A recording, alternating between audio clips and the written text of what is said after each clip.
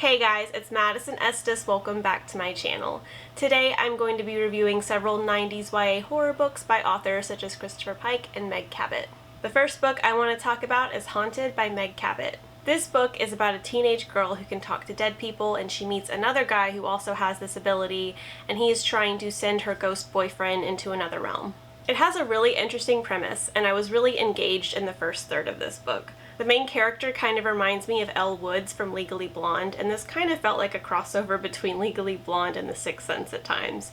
It kind of had the tone and voice of Legally Blonde, but like sort of the storyline of The Sixth Sense. I know that sounds like it would be a very interesting combination, and like I said, it was for like the first third of the book, but then it started to get really repetitive, where she ends up sort of being attracted to the bad guy of the story, but she's also attracted to her boyfriend, so there's this like really forced love triangle. And you know that he's bad news, and he's very, pushy and aggressive, and we the readers are like, girl, get away from him. I really feel like this book was aimed more at like elementary school children or middle school kids, and I feel like if I had read this book when I was in middle school, I would have really enjoyed it. But, reading it as an adult, I'm just not engaged in this at all.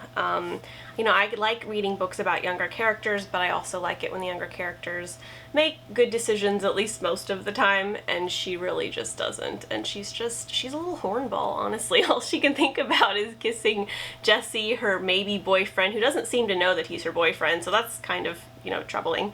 And then, also wanting to fantasize about Paul, like the bad boy Paul, who is another mediator. And it's just like, no. I definitely feel, you can tell that Meg Cabot is primarily a romance author, because, even though this is supposed to have like ghosts and sort of supernatural elements, it's very, very strongly focused on the love triangle, or I don't know. I wouldn't even call it a love triangle. I would just call it the main character being a little hornball. So I feel like this book is good for what it is. It is a book that is good for younger children, because even though the girl can't stop thinking about kissing boys, like that's all she ever thinks about is just kissing. Like it's very PG-13. I know I called her a hornball a couple times, but really, she's just dealing with her teenage hormones, but like it's very clean, and I feel like this would be a really good book for a much younger audience. I don't think this is going to have a lot of appeal for adults, unless you read this as a kid and you're rereading it for the nostalgia. I don't think you're going to enjoy this book. The next book I want to talk about is Dead and Buried, part of the Hear No Evil series by Kate Chester. This book is about a teenage girl who is deaf, who is asked to help out at a fundraiser for the local museum, and then she ends up getting stalked. What really drew me to this story is the idea of the museum being the setting for a horror story or a murder mystery. I was really excited by that, but I just felt like this story could have taken place anywhere. It really did not make use of the museum setting, at least not in the chapters that I read. I only read like the first 4 chapters, although considering how short this book is, that's quite a bit of the book, probably about a fourth of the book. And then I just kind of skimmed the rest of it, and I could tell it just didn't make use of the museum, which was the main reason that I picked up this book, and I just didn't think that it was going to get any better. There was so much info dumping in the first few chapters, and I just found it really hard to connect to any of the characters, so I did not finish this. I'm not going to rate it, although if I had to guess, I probably would say this was probably like a 2-star book. But, I'm just not going to rate it because I just don't feel like that's fair. I don't think I read quite enough of it, although I read enough to know that it's not for me. The next book I want to talk about is Master of Murder by Christopher Pike. I was a huge Christopher Pike fan as a kid, although I never read this particular title. I'm pretty sure I remember seeing it at some point and really wanting to read it. And I did read it a few years back, and I reread it this year, and I really, really enjoyed it. This story is about an 18-year-old who is a best-selling author. He writes under a pseudonym, so nobody knows who he is, but he is super rich and famous. And the author is clearly a pantser and not a plotter, because he has no idea how he's going to end his best-selling series. One night he opens a piece of fan mail and he gets a very ominous message, "I know who you are." Then he starts getting stalked, and he starts realizing that there are some similarities between the series he's been writing and his real life. Later on in the story, he realizes that there are some real-life things that might have infiltrated his story, and that in order to finish his series, he might need to solve a real-life murder. So I really liked this. I like a lot of the tropes. I love any story that's about a writer having to solve a mystery. I don't know, that's just my jam. And there's a lot of other really interesting tropes in this. Overall, I would give this 4.5 out of 5 stars. The next book I want to talk about very briefly is Fatality by Caroline B. Cooney. So this book, oh my god. Okay, I read 1 chapter out of this and I was like, I'm good. I'm done. So this book is about a girl who knows some secrets. Someone died, and apparently she has some information about who it might have been that died. She wrote about it in her diary, as all teenage girls that are the protagonists of murder mysteries do. And then the police end up taking the diary, she ends up stealing it and destroying it, and so she's in trouble with the police, and someone else also seems to know what she did. So in the very first chapter, the police take her diary and leave it in the cop car. I don't know why they would have just left evidence unattended in a cop car. That seems like it's definitely a chain of custody issue. But, you know, bad police work aside, this girl sees her diary in the cop car, and instead of having, like, a logical thought, like, I'll take the diary and destroy it, she decides to take the entire cop car. She just drives off with a cop car so that she can destroy the diary, instead of just taking the diary and flushing it down the toilet or whatever. I just couldn't get into this story. After that first chapter, I was like, I'm not on board with a protagonist that's that stupid, that would decide to steal a car, a police car, instead of just destroying her diary. Yeah, I don't know. I just thought that was really dumb. The last book I'm going to be reviewing today is Remember Me by Christopher Pike. And yes, I am just as sad as you are that this is not a cool 90s vintage cover, but you know, this is what my library had. This book is about a teenage girl that goes to a party and falls off a balcony and dies. The end. No, but really, she dies, and then she spends the rest of the book as a ghost following around the people that were at the party and trying to figure out who it was that pushed her off the balcony and killed her.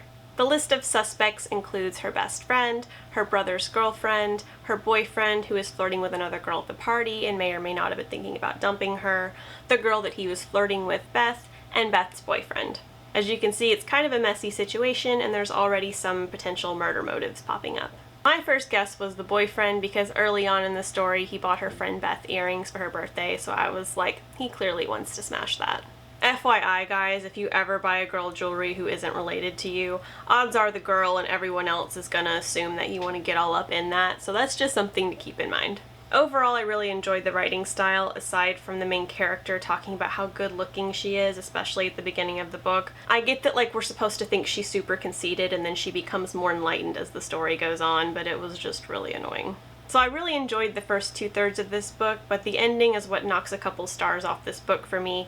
I'm gonna get into spoilers now, so if you don't want to know how this book ends because you want to read it, I would leave now. But before you do, don't forget to like this video and subscribe. If you don't, you'll die, and you'll end up earthbound, and you'll have to follow around all of your family and friends until you can figure out who murdered you and why. And it's just like a whole thing, okay? It's like super exhausting. So just subscribe so you don't have to deal with all that.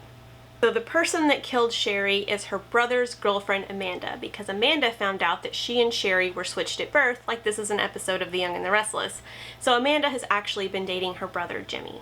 She killed Sherry because she thought that Sherry had figured out the secret and was going to break them up, and she wanted to keep dating her own brother. Dun dun dun! So this story clearly took a wild V.C. Andrews turn at the end, which I was actually okay with, but then it got really stupid after that. Amanda thinks that her and Jimmy are going to end up breaking up anyway, so she decides to go the old murder-suicide route. She is about to inject an air bubble into Jimmy's veins to kill him, but get this, Ghost Sherry dives into the air inside of the syringe and then floats through Jimmy's veins and then ends up in his heart.